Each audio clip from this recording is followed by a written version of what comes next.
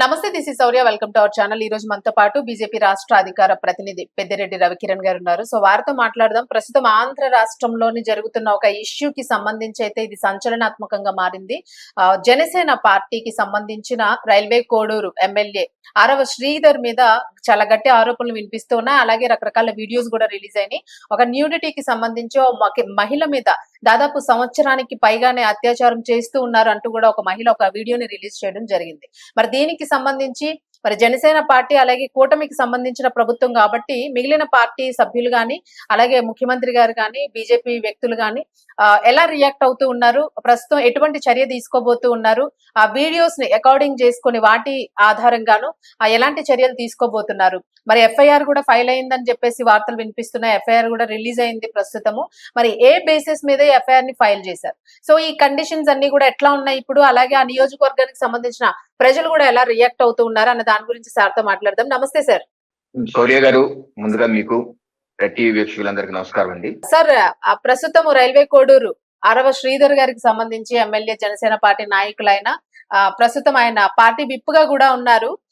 మరి ఇట్లాంటి వ్యక్తి ఇలా ఒక మహిళకు సంబంధించి సంవత్సరం కాలం పైగానే ఆమె మీద రేప్ అనే పదం కూడా ఆవిడ వాడారు. జరిగింది పలుమార్లు పార్టిసిపేట్ చేశాము. సో ప్రెగ్నెన్సీని కూడా తీయడం జరిగింది. సో ఇట్లాంటివన్నీ కూడా ఒక అధికారంలో ఉన్న నాయకుల మీద వస్తే అసలు ప్రజల్లోకి ఎట్లాంటి మెసేజ్ పోతుంది? అండ్ మోర్ ఓవర్ మీరు అంటే కూటమి వచ్చిన తర్వాత డెవలప్మెంట్ స్టార్ట్ అయినాయి, కొంచెం ఇటువంటివన్నీ మహిళలకి గౌరవం పెరిగింది, ఇలాంటి ఘటనలన్నీ తగ్గినాయి అని చెప్తూ వస్తున్నారు. సో ఇలాంటి టైంలోని ఇలాంటి ఇష్యూ జరగడం అనేది మాత్రం చాలా సీరియస్ గా తీసుకుంటూ ఉన్నారు అందరూను. మీరేమంటారు అసలు? అంటే పార్టీ తరఫు నుంచి కానివ్వండి, మీ కూటమి నుంచి కానివ్వండి, జనసేన నుంచి ఐదర్ టీడీపీ గాని బీజేపీ గాని మీ కూటమి ఆధ్వర్యంలోన దీన్ని అసలు ఎట్లా హ్యాండిల్ చేయబోతూ ఉన్నారు? ఇందులో వాస్తవం ఉందా? కొంతమంది ప్రీ ప్లాన్డ్ అని అంటూ ఉన్నారు. సో అంటే ఎక్స్ పార్టీగా ఉన్న ఇప్పుడు ప్రతిపక్షంగా ఉన్న వైసీపీ యొక్క ప్రీ ప్లాన్డ్ అటెంప్ట్ అని చెప్పేసి అంటున్నారు. సో మీరేమంటారు? ఆరవ శ్రీధర్ గారండి ఒక యువ ప్రజాప్రతినిధి, 26-27 ఏళ్ళు, ఒక ఇంజనీరింగ్ పట్టభద్రుడు, ఒక సర్పంచ్ గా చేసి ఆ తర్వాత చిన్న వయసులోనే ఎన్డీఏ కూటమి నుంచి జనసేన తరఫున టికెట్ వచ్చి విజయం సాధించేటువంటి వ్యక్తి. ఎంతో చక్కటి రాజకీయ భవిష్యత్తు ఉంది. ఇంకో 40-50 ఏళ్ళు రాజకీయ చక్కటి భవిష్యత్తు ఉంది. అటువంటి వ్యక్తి తన యొక్క నియోజకవర్గంలో చేస్తున్న అభివృద్ధి లేకపోతే సంక్షేమ కార్యక్రమాలు ఏ రకంగా ప్రజల్లో ఇన్వాల్వ్ అవుతారని కూడా అక్కడ కొంత నేను కనుక్కునే ప్రయత్నం చేశాను. కొంత మంచి పేరు ఉంది, బాగా చేస్తున్నారు. దాని మీద చర్చ జరగాల్సిన సమయంలో ఈ రకంగా ఈ వివాదాల మీద, ఈ యొక్క జుగుప్సాకరమైనటువంటి ఆరోపణల మీద చర్చకు రావటం యువతరం ఏదైతే రాజకీయాల్లోకి వస్తున్నారో వాళ్ళందరినీ కొంత నిరుత్సాహపరిచే విధంగా ఉన్నదనేమో నేను చెప్పగలను. ఎందుకంటే యువత రాజకీయాలు రావాలి, దేశం కోసం పనిచేయాలి, సమాజం కోసం పనిచేయాలి. యువతకు అవకాశం వచ్చినప్పుడు ఇటువంటి వివాదాల్లో ఇరుక్కుపోవటం, సంజాయిషి చెప్పుకునే పరిస్థితి వస్తే భవిష్యత్తులో యువతకి టికెట్లు ఎవరిస్తారు? ఎమ్మెల్యేలు ఉన్నది 75 మంది ఎమ్మెల్యేలే, దాంట్లో మీకు ఒక అవకాశం వచ్చింది, ఇంకెవరిస్తారు? ఏ పార్టీ ఇస్తే చెప్పండి? యువత రాజకీయాలు రావాలంటున్నాం. సో ఇది చాలా దురదృష్టకరమైనటువంటి అంశం. ఇక ఆ మహిళ వీణ గారు చేస్తున్న ఆరోపణలు, అసలు జరిగిన నేపథ్యాలు ఇవి కూడా చూస్తుంటే ఇక్కడ ఎవరో శుద్ధపూసలు ఎవరు లేరు ఇరు పక్షాల్లో అన్నట్టు అనిపిస్తుంది. ఎందుకంటే వారి తల్లి గారు, ఎమ్మెల్యే గారి తల్లి గారు అరవ ప్రవీణమ్మ గారు కూడా ఈ సంవత్సరం 7వ తారీఖు, జనవరి 7వ తారీఖు రైల్వే కోడ్ పోలీస్ స్టేషన్ లో ఒక ఫిర్యాదు చేశారు. ఎఫ్ఐఆర్ కూడా నమోదు, ఇందాక డౌన్లోడ్ చేశాను ఆన్లైన్ నుంచి. ఎఫ్ఐఆర్ నంబర్ 4/ చూసారా? మీ దగ్గర ఉందా?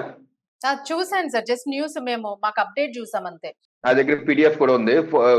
4/2026 railway Koduru railway police station లో పిఎస్ లో నమోదయ్యింది. అది చదివాను. అది మొత్తం చదివితే ఆవిడ వాళ్ళ తల్లి గారు చెప్పడం కూడా, ఈ అమ్మాయి వీణా అన్న అమ్మాయి సివిల్ సర్వీస్ ఆస్పిరెంట్ గా మా దగ్గరకు వచ్చింది, ఇక్కడ ప్రభుత్వ ఉద్యోగ పంచాయతీరాజ్ లో చేస్తుంది, సివిల్ సర్వీస్ ఆస్పిరెంట్ నేను, నాకు ఆర్థికంగా ఇబ్బందులు ఉన్నాయి, మీరు సహకరించండి, భర్త కూడా దూరంగా ఉన్నారంటే వారి కుటుంబం, అలాగే అక్కడ టీడీపీ ఇన్ఛార్జ్ గా ఉన్నారు, ఆయన పేరేదో రెడ్డి గారు, వారు కూడా రెడ్డి గారు వీరు ఇద్దరు కలిసి కూడా ఆర్థిక సహకారం చేశాము అని చెప్పి మా కుటుంబం అలాగే ఢిల్లీకి వెళ్ళి సివిల్స్ ఎగ్జామ్ రాశానని చెప్పింది అని కూడా దాన్ని రాశారు. ఆ తర్వాత కొంతకాలం తర్వాత మళ్ళీ వచ్చి నేను సాధించలేకపోయాను, మీరే ఏదో రకంగా చేయాలి అని మా కుటుంబంతో ఉన్నటువంటి సాన్నిధ్యాన్ని ఉపయోగించుకొని మమ్మల్ని బ్లాక్ మెయిల్ చేస్తున్నారు, 20 కోట్లు ఇమ్మని చెప్పేసి అని ఆవిడ 2 పేజీలు కథనం రాశారు దాన్ని.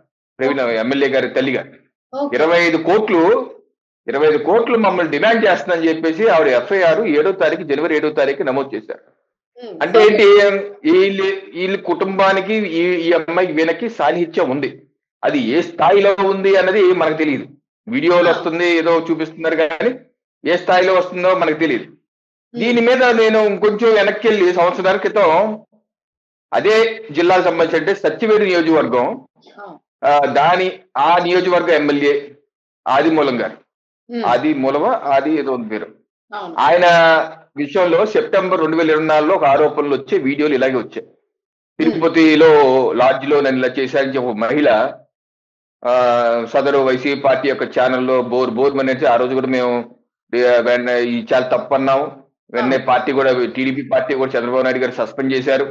ఆ అమ్మాయి చాలా ఛాలెంజ్ చేసింది, నాకు అలా చేయాలి, ఎలా చేశారు, ఇన్నిసార్లు చేశారు, అన్నిసార్లు చేశారు చెప్పుకుంటూ వచ్చింది. ఇలాగ ఈ అమ్మాయి విని చెప్పింది. కట్ చేస్తే అండి శౌర్య గారు, 2 వారాలకే ఆ అమ్మాయి ఏపీ హైకోర్టులో నోటరీ చేసి ఎఫిడవిట్ సబ్మిట్ చేసింది. ఏంటో తెలుసా, నేను చేసిన ఆరోపణలన్నీ తప్పే, ఫలానా మూడో వ్యక్తి యొక్క ప్రోద్బలంతో లేకపోతే ఆయన ఇచ్చినటువంటి ఆర్థిక సహకారంతో ఏంటో మరి నేను ఈ కేసుని విత్డ్రా చేసుకుంటున్నాను, నేను చేసిన తప్పు ఆరోపణలు అని చెప్పి ఆవిడే ఎఫిడవిట్ నోటరీ హైకోర్టులో ఇచ్చింది. హైకోర్టు వారు విచారించి ఆ కేసుని కొట్టేస్తారు సౌరి గారు. సో ఏంటి సార్, అంటే ఇది ఒక చిల్లరి రాజకీయం అని అనుకోవచ్చు అంటారా? ఇది ఒక అంటే ఆడవారి మీద అత్యాచారము అని అంటే కేసులు తీసేసుకోవచ్చు, ఆ కేసులు ఫైల్ చేయడానికి ఈజీగా ఉంటుంది. అలాగే మీరు అన్నట్టుగా డైనమిక్ లీడర్ అనే అనుకోవచ్చు. ఒక డైనమిక్ లీడర్ గా ఎదుగుతున్న వ్యక్తి మీద ఇటువంటి చాలా పెద్ద ఆరోపణ ఇది. దీన్ని చిల్లరి ట్రిక్స్ ప్లే చేస్తుంది అని అనుకోవచ్చా మీరు అన్నట్టుగా, ఒకవేళ వైసీపీ గనక అయినట్లయితే? అంటే రాజకీయాల్లో ఉన్న వాళ్ళండి, ప్రజాప్రతినిధులు కానీ రాజకీయ నాయకులు సమాజానికి ఒక ఆదర్శమైన వ్యక్తుల్లా ఉండాలి. మనం రకరకాల ప్రలోభాలు ఉంటాయి, డబ్బు రూపంలో రకరకాల ప్రలోభాలు ఉండే సమాజం అంతా అందరూ మంచోళ్ళే ఉంటారు కదండి, కొంత అటు ఇటుగా ఉంటారు. ఆ ప్రలోభాలకి మనం దూరంగా ఉండాలి. మంచి నడవడికతో సమాజంలో ఉండాలి. అలా ఉండకుండా ఏదో కొంచెం వీక్నెస్ ఏదో చూపిస్తే దాన్ని ఎక్స్ప్లాయిట్ చేసే వాళ్ళు ఉంటారు. సో ఎక్స్ప్లాయిట్ చేసేవాళ్ళు, తప్పుదారుల్లో పట్టించే వాళ్ళు ఉంటారు సమాజంలో. మనం కూడా జాగ్రత్తగా ఉండాలి. సరే, ఎవరో ట్రాప్ వేశారు, నువ్వు ట్రాప్ లో ఎందుకు పడ్డావు? నువ్వు ట్రాప్ లో పడాల్సిన అవసరం లేదు కదా. నువ్వు ట్రాప్ ఎందుకు, మనం చూస్తున్నాం అనేక అంశాలు. ఇప్పుడు వైసీపీ ఎంపీ గోరంట్ల మాధవ్ గారు చూసాం, వైసీపీ ఎమ్మెల్సీ అనంతబాబుని చూసాం, దువ్వాడ శ్రీనివాసు టెక్కలే అని ఎమ్మెల్సీ, వైసీపీ ఎమ్మెల్సీ, ఆయన భాగవతం చూస్తున్నాము. లేకపోతే అంబటి రాంబాబు గారి ఆడియో క్లిప్పింగ్స్ మనం చూసాం. ఆయన నాది కాదంటారు, మళ్ళీ వాళ్ళు మంత్రి పదవి ఇచ్చారు. అప్పటి మంత్రి అవంతి శ్రీనివాస్ గారిది ఆడియో క్లిప్పింగ్స్ చూసి ఇవన్నీ చూస్తున్నాం కదా. అలాగే నీ పక్క నియోజకవర్గం సత్యవేడులో జరిగింది కూడా నువ్వు చూసావు కదా, సెప్టెంబర్లో ఏం జరిగిందో. అవి కూడా చూసినాగా మనం తేరుకోకుండా ఉంటే ఇక్కడ ఎమ్మెల్యే గారు కూడా తప్పు లేదు అన్నట్టయితే కనపట్లేదు. ఎందుకంటే ఎఫ్ఐఆర్ కూడా ఇచ్చారంటే అది ముతిరి పాకాన పడింది. ఎమ్మెల్యే గారి మదర్ గారు కూడా ఫిర్యాదు ఇచ్చారంటే కొంత మ్యాటర్ కొంచెం ముందుకెళ్ళింది. అది కూడా మొన్న 22వ తారీఖు జనసేన పార్టీ కూడా ఒక రిలీజ్, హరిశ్చంద్ర ప్రసాద్ గారు ఒక పేపర్ రిలీజ్ చేశారు, ప్రెస్ నోట్. దానిలో స్పష్టంగా చెప్పాడు, వ్యక్తిగత సంబంధాలు, వివాహిత సంబంధాలు పార్టీ మీద రుద్దే ప్రయత్నం చేస్తారు. ఇప్పుడు ఎమ్మెల్యే గారిని తప్పు పట్టడంలో ఓకే, తప్పే లేదు, ఎవరిని తప్పట్టచ్చు, సమాజం తప్పట్టచ్చు, వైసీపీ పార్టీ తప్పచ్చు, ఎవరిని తప్పట్టు. కాకపోతే దాన్ని తీసుకొచ్చి జనసేన కాదు, కామసేన కూటమి కాదు, ఈ ఫలానా ఇది అదేదో వాళ్ళేదో పరిస్థితులైనట్టు పవన్ కళ్యాణ్ గారి మీద వైసీపీ పార్టీ వాళ్ళ యొక్క print electronic media social media చేస్తే దాన్ని తప్పుపడుతున్నారు. మీ పార్టీలో జరిగింది మీరు ఎప్పుడు సస్పెండ్ చేయలేదు, ఎవరి మీద చర్యలు తీసుకోలేదు, మీరు ఏమీ చేయలేదు. ఈ రోజు వరకు అనంతబాబు ఈ పార్టీలో ఉన్నారు, ఈ రోజు వరకు గోరంట్ల మాధవ్ గారిని అధికార ప్రతినిధిగా కంటిన్యూ చేసుకుంటున్నారు. ఎన్ని చేస్తున్నా మీరు శుద్ధపూస కబుర్లు చెప్తూ తప్పుపడుతున్నారు. At the same time MLA ఏమి తప్పు చేయలేదు అంటా కూడా ఇప్పుడు ఉన్నటువంటి మనకి అందుబాటులో ఉన్నటువంటి విషయాల్ని పరిశీలిస్తే మనకు అవగాహన కలుగుతుంది. ఏంటంటే ఇక్కడ తప్పులు ఇది జరిగినాయి. అంటే ఆ అమ్మాయి కూడా మామూలు మనిషి ఏం కాదు. మనకు సోషల్ మీడియాలో ఆ అమ్మాయి వీడియో కూడా వచ్చింది, 4 minutes వీడియో.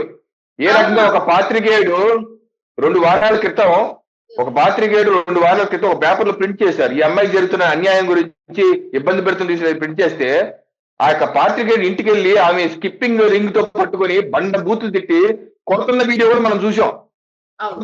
అంటే ఏంటి, ఆ రోజు ఎందుకు రాశావు అడుగుతుంది, ఈ రోజు నాకేం అన్యాయం జరిగింది అంటది. ఏది నిజం? ఆ రోజు నువ్వు ఎందుకు రాశావు, నిన్ను ఎవరు రాయమన్నారు, నేనేదో వేడుకున్నానా అని బండబూతులు తిడుతుంది మనం చూసాం. 20 రోజుల తర్వాత నాకు అన్యాయం జరిగింది, 5 సార్లు అబార్షన్ అయ్యింది అంటే ఎన్ని ఏంటి దీని వెనక కట్టు కదా, లేకపోతే రకరకాల కథనాలు, దీని వెనకాల ఎవరున్నారు, ఎవరిని కావాలని ప్రోత్బలం చేస్తున్నారా, ఇవన్నీ ఉన్నాయండి. నేనేంటంటే అన్ని పక్షాలు, ఇరు పక్షాల్లోనూ తప్పు కనబడుతుంది. ఎమ్మెల్యే గారు బాధ్యతాయుతంగా అనేటువంటి పౌరుడుగా ఉండాలి. ప్రస్తుతం ఉన్న పరిస్థితుల్లో అది ఆయన కొంచెం లైన్ దాటాడు అన్నది, ఎందుకు వాళ్ళ తల్లి గారు కూడా ఎఫ్ఐఆర్ నమోదు చేశారు కాబట్టి 25 కోట్లు అన్నారు కాబట్టి, అంటే ఇదేదో ఆలోచన అయింది కాదు, ఇది ముందు నుంచి జరుగుతున్న సమస్యగా మనం అర్థం చేసుకోవాలి. థర్డ్ పార్టీగా బయట నుంచి అర్థం చేసుకుంటే, ఉన్న ఆధారాలు మనం చూస్తుంటే ఇది ఎప్పటి నుంచో నలుగుతుంది. వాళ్ళు సడన్ గా ఎవరో వచ్చి ఆరోపణలు చేసి ఇది ఆన్ ది ఫ్లై ఆరోపణలు చేసింది కాదు, ఇదేదో జరిగింది. ఏం జరిగిందా అనేది విచారించాలి. ఇద్దరి మీద విచారణ జరగాలంటాను నేను.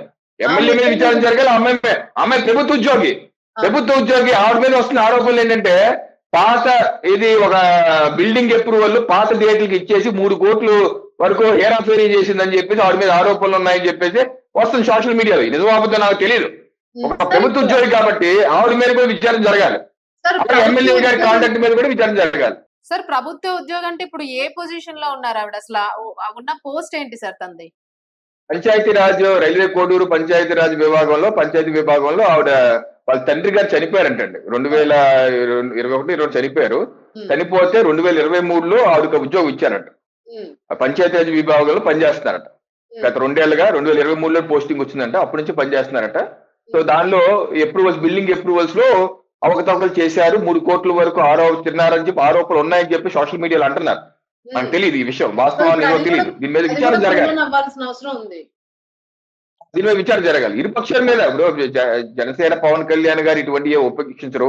తెలుగుదేశం పార్టీ ఏ రకంగా సస్పెండ్ చేశారు. గతంలో బీజేపీ జిల్లా అధ్యక్షుడి మీద ఏదో వచ్చింది, మేము సస్పెండ్ చేశాము. సో ఇటువంటి జరిగితే వెంటనే పార్టీ నుంచి తప్పిస్తారు. కాకపోతే ఏంటంటే దీనిలో అన్ని పక్షాలు ఈ అంశం మీద ఏదైతే ఉందో ప్రచారం ఎక్కువ జరుగుతుంది. ఓకే, తప్పులు ఉన్నాయి, కాదన్నా. కానీ దీన్ని వైసీపీ పార్టీ ఏ రకంగా రాజకీయంగా మలిసి పవన్ కళ్యాణ్ గారిని, జనసేన పార్టీని, ఎన్డీఏ కూటమిని బద్నాం చేసే విధంగా వాళ్ళు ఏదో పద్ధతి లేనట్టు దూత్క దులా అన్నట్టు వాళ్ళు ఇప్పుడు వరకు ఏ చర్యలు తీసుకునే చరిత్ర మాకుంది. పార్టీ నాయకుల మీద ఆరోపణలు వస్తే చర్యలు తీసుకున్న చరిత్ర మాకుంది.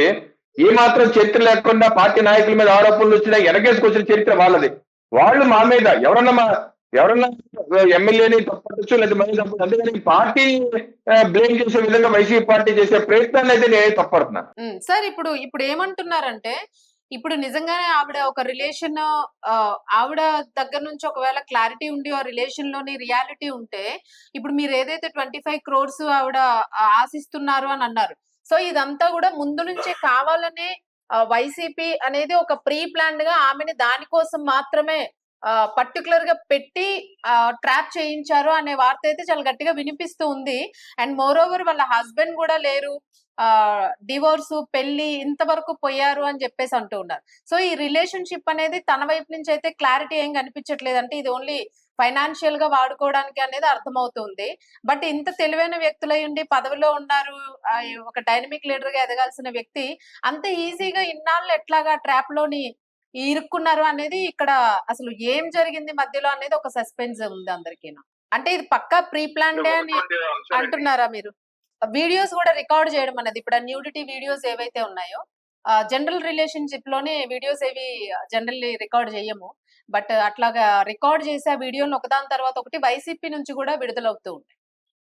అంటే ఇప్పుడు మనకు బయటకు వస్తున్నటువంటి వార్త సోషల్ మీడియాలో ఏంటంటే, ఈవిడ ఇదే ఫస్ట్ కేసు కాదు, ఇంతకు ముందు 2-3 కేసులు ఉన్నాయని చెప్పి అంటున్నారు. గతంలో ఒకటి జరిగితే ఏదో 15 లక్షలు 20 లక్షలు తీసుకుని అక్కడ రాజీ చేసుకున్నారని చెప్పేసి అంటున్నారు. సో ఇటువంటి కథనాలు వస్తున్నాయి. So she has a some track record అని చెప్పేసి అంటున్నారు. ఇది విచారణ జరగాలి. సో అంటున్నారు కాబట్టి అటువంటి ఒకవేళ అదే నిజమైతే అటువంటి ఆలోచనలు ఉంది కాబట్టి, అదే ఎమ్మెల్యేకి శుభాకాంక్షలు చెప్పాల్సిన అవసరం ఏంటంటే నాకు అర్థం కాదు. ఫేస్బుక్ లో ఉంటే ఎమ్మెల్యేకి శుభాకాంక్షలు చెప్పగానే 3 గంటల సేపు ఎమ్మెల్యే మాట్లాడితే ఎవడన్నా మాట్లాడతాడని. జూన్ 14వ తారీఖు 2024లో నేను శుభాకాంక్షలు పెడితే చాలు 3 గంటలు మాట్లాడారని ఎమ్మెల్యే ఎవరు మాట్లాడతారు? ఎవరు 3 గంటలు మాట్లాడరు. ఎలా మాట్లాడతారు చెప్పండి? హలో చెప్పగానే కంగ్రెస్ చెప్పగానే మాట్లాడతారు. లేదంటే అది వైసీపీ పార్టీ ఫస్ట్ నుంచి చేసిందా అంటే నేను దాన్ని పెద్దగా యాక్సెప్ట్ చేయను. ఆ తర్వాత ఇన్వాల్వ్ అయ్యిందంటే ఇన్వాల్వ్ అయ్యి ఉండొచ్చు. ఫస్ట్ నుంచి ఈ అమ్మాయి చరిత్ర ప్రకారం అటువంటిది ఉన్నట్టు మనకు కనబడుతుంది. అంటే మనకు తెలియకుండా ఒక మహిళ మీద ఆరోపణలు చేయకూడదు. అది వస్తుంది, కథనాలు అలా వస్తున్నాయని మాత్రమే నేను చెప్తున్నాను. ఆ కోపంలోనే చేసి ఉండొచ్చేమో, ఎందుకంటే ఆవిడ అక్కడే రైల్వే కోర్టులో ఉద్యోగం చేస్తుంది కాబట్టి, ఎమ్మెల్యే అన్మ్యారీడ్ యంగ్ పర్సన్ కాబట్టి ఏదైనా ట్రాప్ చేసే అవకాశం ఉందని ఉండొచ్చు. అది ఒక స్టేజ్కి వెళ్ళాక అప్పుడు వైసీపీ పార్టీకి కూడా తెలిసి దాన్ని క్యాచ్ చేసి ఉండొచ్చు. ఇవన్నీ ఏంటంటే ఇఫ్స్ బట్స్ అనమాట. ఏదైనా సరే కొంతమంది ముఖ్యుల ఇన్వాల్వ్మెంట్ అయితే ఉంది ఇక్కడ, ముందు ఉంటుంది. స్టార్టింగ్ లో లేకపోయినా తర్వాతనే ఉండుంటది. ఇవన్నీ ఏంటంటే విచారణలో తెరవాలి. బలమైన అనుమానాలు అయితే వ్యక్తం అవుతూ ఉన్నాయి మీ నుంచి. ఉండొచ్చు, దాని విచారణలు కూడా తెలుస్తాయి. అయితే ఇంకోటి, ఏ ఆరోపణలు అయితే ఈవిడ చేస్తుందో, ఇది కేసు చేశారని చెప్పేసి అంటున్నారు, ఇటీవల సుప్రీంకోర్టు కూడా తీర్పు ఇచ్చింది. నువ్వు లివింగ్ రిలేషన్షిప్ లో ఉండి చాలా కాలం పాటు, సంవత్సరం ఆవిడే చెప్తుంది 15 మాసాలు 5 అబార్షన్లు అయినాయని. ఫస్ట్ అబార్షన్ అప్పుడు కేసు పెట్టచ్చు కదా. కేసు పెట్టకుండా 5 అబార్షన్ల వరకు ఎందుకు వెయిట్ చేశారు? ఎవరి కోసం? అంటే ఏంటి, దే ఆర్ ఇన్ అండర్స్టాండింగ్. ఇప్పుడు ఇటువంటి ఎలా ఉంటాయంటే, నువ్వు అండర్స్టాండింగ్ ఉన్నప్పుడు ఒక రకంగా, అండర్స్టాండింగ్ లేనప్పుడు దాన్ని రేప్ కేసు పెట్టాలని సుప్రీంకోర్టు ఇటీవల కొట్టేసింది. ఆ కేసును కూడా యాక్సెప్ట్ చేయట్లేదు, యాక్సెప్ట్ చేయట్లేదు. సో అది లీగల్ గా కూడా స్టాండ్ అవుతుంది. ఆవిడ చెప్తుంది లీగల్ గా కూడా స్టాండ్ అవుతుంది, నాయక అభిప్రాయం. బట్ మోరల్ గా అది తప్పు. By morality it is wrong. అది నిజమైతే మాత్రం బై మొరాలిటీ ఇది తప్పు. ఒక ఎమ్మెల్యేగా అటువంటి దాన్ని ఇన్వాల్వ్ అవుతుంది తప్పు. సో ఇటువంటి ఉన్నాయి. ఏదైనా సరే ప్రజాప్రతినిధులు కానీ ఎవరన్నా సరే, సభ్య సమాజం కానీ, రకరకాల వ్యక్తులు, మనుషులు ఉంటారు. మనం జాగ్రత్తగా అందులో సమాజంలో ఒక ప్రతినిధిగా ఉంటున్న వ్యక్తులు అందరికీ ఆదర్శవంతంగా ఉండే ప్రయత్నం చేయాలి. కానీ ఇటువంటి వాటిల్లో అవకాశాలు ఉండడం తప్పంటాను నేను. మీరు అవకాశం ఎందుకు, why are you giving that opportunity? ఏంటి మీకు వచ్చిన రోగం ఏంటి అంటాను. మీకు ఆ రోగం ఎందుకు? మీకు అటువంటి అవసరం లేదు కదా. Why should you get into that? మీకు లార్జర్ పిక్చర్ ఉంది. You have to serve the nation, serve the country, serve the constitution. You got bigger work to do. ఇదేం పనులు? ఈ పనులకి మనం టైం వేస్ట్ చేసుకుంటా అవసరం ఏంటి? చాలా జాగ్రత్తగా ఉండాలి.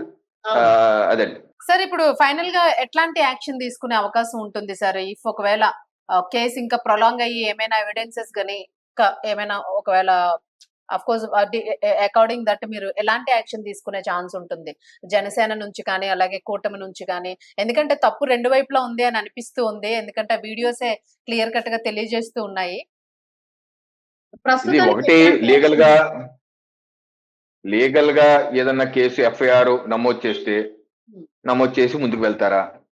వెళ్తే సచివేట్ నియోజకవర్గంలో జరిగింది జరగచ్చు, మళ్ళీ రిపీట్ అయ్యి 2-3 వారాల తర్వాత ఆయనకు కావాల్సిన 25 కోట్లు, 2 కోట్లు, 1/2 కోట్లు ఇచ్చారనుకోండి, మళ్ళీ ఆ హైకోర్టుకు వచ్చి అలాగే చెప్పుతేమో, నోటర్ ఇస్తుందేమో, ఎవరు తెలియదు. మాకేం తెలియదు. ఆ రోజు నేను అలాగే డిబేట్ లో అనుకున్నాను సచివేట్ విషయంలో, అయ్యో ఇలా జరిగిపోయింది అని. ఆ 2 వారాలు అయిపోయి నేనే షాక్ అయ్యాను. ఇలాంటి లేడీలు కూడా ఉన్నారా ఇలాగా చేసేవాళ్ళు? నిజంగా అంత అభిమానం అని చెప్పేసి టీవీలో చెప్పిన ఆవిడ 2 వారాలు హైకోర్టుకి వెళ్ళిపోయి ఎవ్రీబడి, నేను షాక్ అయిపోయాను. సో రేపు ఈ విషయంలో కూడా రేపు షాక్ అవుతాను. తెలియదు మనకి ఏం జరుగుతుందో.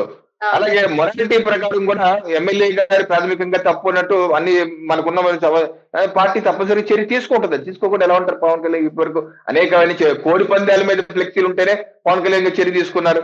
అలాగే అక్కడ కూడా ఆవిడ తిరుపతి నియోజకవర్గం లేకపోతే శ్రీకాళహస్తి ఆవిడ ఆ అమ్మాయిని కూడా పార్టీని సస్పెండ్ చేశారు. కిరణ్ రాజు విషయంలో కూడా పార్టీని సస్పెండ్ చేశారు. అలాగే జానీ గారి విషయంలో కూడా పార్టీ నుంచి పక్కన పెట్టారు. అలాగే ఈ విషయంలో పక్కన పెడతారు. అంటే వైసీపీ పార్టీ ఎప్పుడు అలా పెట్టలేదు. ఎవరు ఏ నేతని వైసీపీ పార్టీ ఎప్పుడు పెట్టలేదు. పైపెట్టి వాళ్ళు ప్రోత్సహిస్తారు. ఇది తలకాయలు మేకపోతే తలకాయలు నరికేసిన బ్యాచ్ ని, గంజాయి చేసే బ్యాచ్ ని, ఈ బ్యాచ్ అందరూ ప్రోత్సహిస్తారు. ఇటువంటి కార్యక్రమం చేసే ప్రోత్సహిస్తారు. అలాంటి పార్టీ వాళ్ళు మా మీద, కూటమి మీద ఆరోపణలు చేయడం అనేది సిగ్గుచేటని చెప్పి అంటారు. ఇది ఇటువంటి రాకుండా ఉంటే చూసుకోవాలని చెప్పేసుకుని నేను అంటాను. తప్పకుండా సార్. ఎందుకంటే ఇప్పుడు ప్రస్తుతానికి కూటమి ప్రభుత్వం మీద ఒక నమ్మకం ఉంది ప్రజలందరికీ, ఏర్పడుతూ ఉంది, అది బలపడుతూ ఉంది. సో అప్పుడప్పుడు ఇట్లాంటి ఇష్యూస్ అనేవి రావడం వల్ల ముఖ్యంగా ఎమ్మెల్యేలు అంటే ఇంకా అది కొంచెం స్ట్రాంగ్ గా తీసుకుంటారు. సార్ ఒక ఫైనల్ పాయింట్, మీరు గ్రౌండ్ లెవెల్లోనే ఇప్పుడు మీకు జనరల్లీ పార్టీలో డిస్కషన్స్ జరిగే ఉంటాయి, ఫోన్స్ కూడా వస్తూ ఉంటే ఇష్యూకి సంబంధించి కొంత డిస్కషన్ జరుగుతుంది. సో పబ్లిక్ లోన ఎట్లా ఉంది సార్? అంటే ఆ నియోజకవర్గానికి సంబంధించిన ప్రజలు ఏమైనా ఎట్లాంటి రియాక్షన్ ఉంది వాళ్ళ నుంచి? అంటే నాకు 2-3 మాట్లాడాను. అందరూ ఎవరో ఇష్టపడరు కదండి ఇటువంటి రావటం. వాళ్ళ ప్రజాప్రతినిధి మీద రావడానికి నమ్మేస్తున్నారా? ఆయన్ని నిలబెట్టారు కాబట్టి నమ్ముతున్నారా అని? అంటే ఎంతో కొంత నిప్పులేని పొగరాదు కదండి. ఇప్పుడు ఎఫ్ఐఆర్ కూడా నమోదు చేశారు వాళ్ళ మదరు జనవరి 7వ తారీఖు. అంటే something happen which is unwarranted. Why should you get it to your lady which is not connected to your family? అసలు ఆ ఎఫ్ఐఆర్ లో చదివితే, నేను పొద్దున్న ఇందాక చదివితే అర్థమైంది, ఆ లేడీ ఆ ఫ్యామిలీతో ఇన్వాల్వ్ ఎందుకు అసలు ఇన్వాల్వ్ చేయదు? ఈ ముక్కు మొహం తెలియని వ్యక్తులే మీ ఇంట్లోకి తీసుకొచ్చి వాళ్ళు ఎందుకు ఇన్వాల్వ్? ఆమెకి ఆర్థిక సహాయం చేస్తే దూరం చేసి చేసుకోవాలి, కానీ why should you get involved in your family? ఇక్కడ జరిగింది. ఇవన్నీ అనవసరం కదా. పాపం రాజకీయ నేపథ్యం లేకపోవటం కావచ్చు, అదే బలహీన వర్గాల నుంచి రావటం కావచ్చు, లేకపోతే సడన్ గా ఇటువంటి ఎమ్మెల్యే అయితే ఏం చేయాలో తెలియకపోవడం కావచ్చు, సంథింగ్ ఏదో అయింది మొత్తానికి. So this is not warranted. దురదృష్టకరమే. Right sir, right. ఖచ్చితంగా పార్టీ అయితే చర్యలు తీసుకుంటుంది, తీసుకోవాలి అని ప్రజలు కూడా అంటూ ఉన్నారు. అంటే ఇలాంటివి ఇప్పుడే వారించకపోతే రేపొద్దున్న అవి ఒకదానికొకటి కనెక్ట్ అవుతూ వెళ్ళిపోతాయి. నాయకులకు కూడా ఒక భయం అంటూ ఉండాలి, ప్రజలకి సర్వీస్ చేయాలి కదా ఖచ్చితంగా ఒక జెన్యూనిటీతోనే అని ఎక్స్పెక్ట్ చేస్తూ ఉన్నారు. సో ఖచ్చితంగా కూటమి దీని మీద ఒక మంచి డెసిషన్ తీసుకుంటుంది, ఒక మంచి మార్పు కోసం అని ఎక్స్పెక్ట్ చేస్తున్నారు. Thank you for participation sir. Thank you sir.